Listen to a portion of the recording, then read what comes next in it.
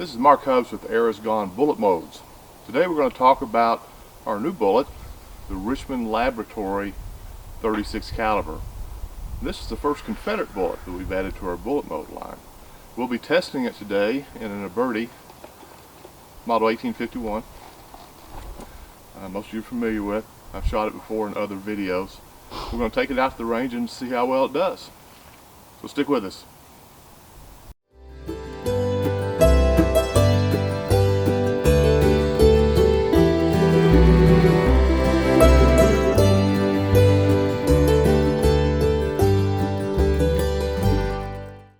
The Richmond Arsenal, or the Richmond Laboratories, as it was sometimes called, was the largest of 50 facilities that made small arms ammunition for the Confederacy during the Civil War.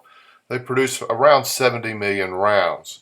Their closest competitor was the Augusta Arsenal in Georgia, with around 18 million rounds.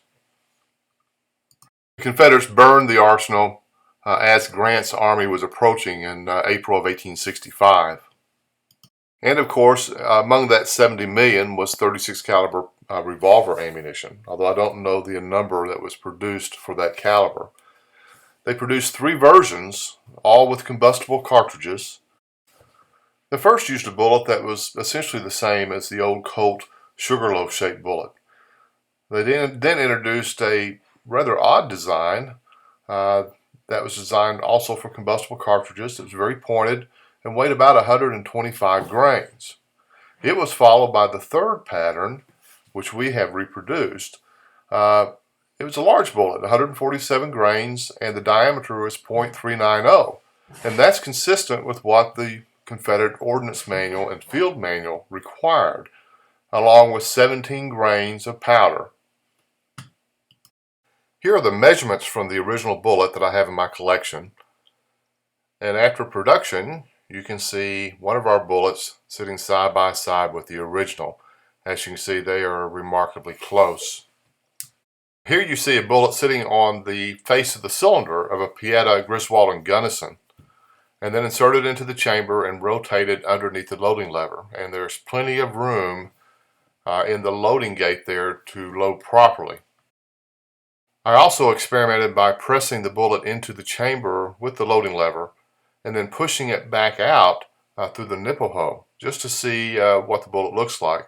And as you can see, quite a bit of engagement with those cylinder walls, so it should engage the rifling very well too. And also you'll see a large ring of lead that was left from the bullet.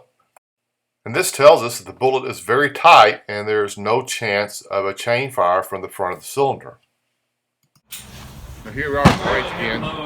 Today we're going to be testing the Richmond Laboratories 36 caliber bullet. This is copied directly off of an original that was used in the latter part of the Civil War, and it was issued by the Richmond Arsenal, Richmond Laboratories.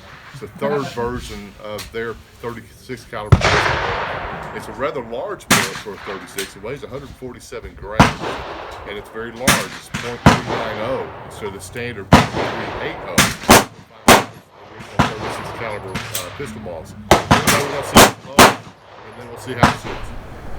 You load the 36, the Richmond Labs 36, like any other bullet. Start off with 17 grains of 3F powder. Pour that into the chamber, and then the bullet will fit very easily into the chamber and rotate underneath the loading lever. Now, as I said before, this bullet's larger in diameter than most that we're used to, so at .390, so it takes a lot more effort to get it into the chamber. But as you can see, it will go down. I'm trying to do this and you see it on the camera. But the good thing is you know that it seals, because it produces a perfect, I lost it, but a perfect ring of soft lead.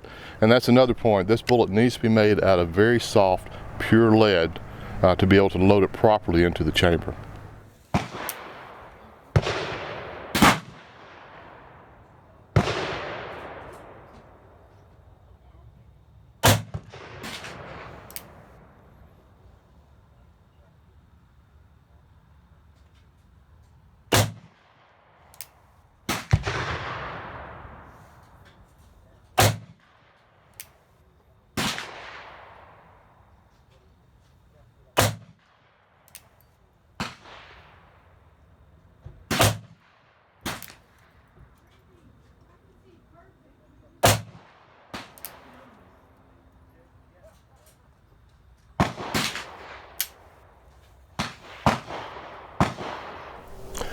Well, there you are.